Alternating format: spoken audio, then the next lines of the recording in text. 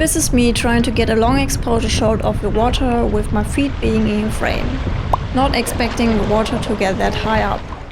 And in this video I want to take you along with me on a daylight photo walk in which I try to capture some interesting long exposure images. Every day we wake up, eyes still closed, and no one knows the things behind our shut eyelids. I've been shooting a lot of long exposures lately and I'm really enjoying it. And with this approach in mind, I want to get out and create something unique. But to switch things up, instead of using my 24 to 70mm lens, I will be using this bad boy. It's a 70 to 200mm lens and I haven't really used it, so I want to change that. To shoot long exposures outside at daylight, it needs one simple tool to get the image exposed properly. This is an ND filter. It's like sunglasses for a camera. It reduces the amount of light that enters the lens without changing the colors of the image. This allows you to use longer shutter speeds or wider apertures, even in bright conditions. But why is this useful? Cameras work by controlling three things. Shutter speed determines how long light hits the sensor. Aperture determines how much light enters through the lens. And the ISO determines how sensitive the sensor is to light. On a bright day, your camera limits how slow your shutter can be. Without an ND filter, if you try to shoot long exposures like 1 second or even longer, your image will be completely overexposed, so it will be white. The ND filter fixes that by blocking light off and letting you drag the shutter speed down while getting the right exposure. With my 70 to 200mm and ND filter equipped, I went out for a shoot and just started experimenting to see what I could create. Walking along a forest path, I tried capturing the trees while slightly moving the camera, creating an interesting motion effect in the image. It gives the scene an almost ghostly vibe and I really like this.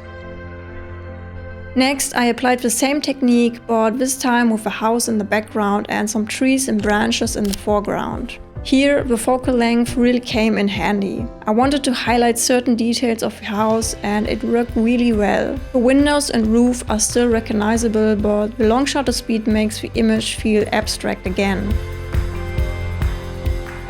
While walking past a small pond full of ducks, I was curious about how they would appear in a long exposure shot.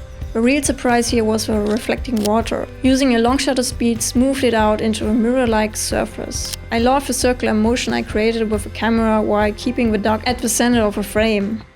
I wanted to try something similar with a branch sticking into the water, experimenting with different compositions. Unfortunately, I didn't get the branch sharp enough to create the best contrast between a solid subject and the soft blurred water around it.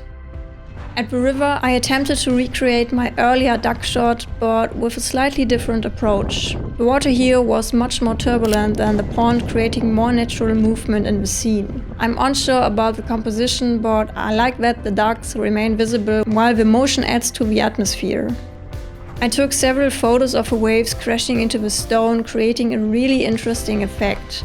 I've never really done long exposures of moving water before, so I wanted to give it a try. I love a chaotic look, but I think the images lack a clear subject.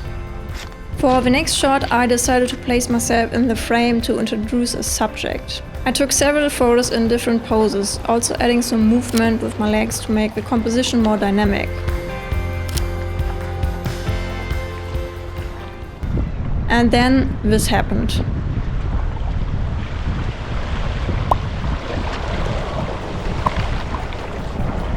My feet just got completely wet. Didn't expect the water to get that high. With my feet already wet, I decided to try this shot again, but from a different angle. I repositioned my tripod and incorporated more of my body into the frame. I really like the subtle movement of my coat and the way my hand is included in the shot. It makes it feel more natural. I also took another version with more movement, but in my opinion it feels a bit too busy. So since my feet are wet anyway, I have the dumb idea to get into the water. I'm not sure if this is going to work, but I think I will try it.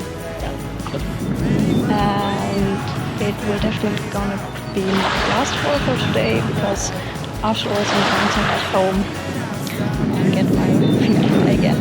So I stepped into the water to try capturing myself from 2 different angles. Unfortunately, I didn't quite achieve the movement I was aiming for, and it bothers me a little that the riverbed is so visible. But I'm still glad I tried this shot. Can't help but wish that life was more like on TV. High rises. Definitely dumb idea. It's freezing. I think this is a great way to wrap up the shoot.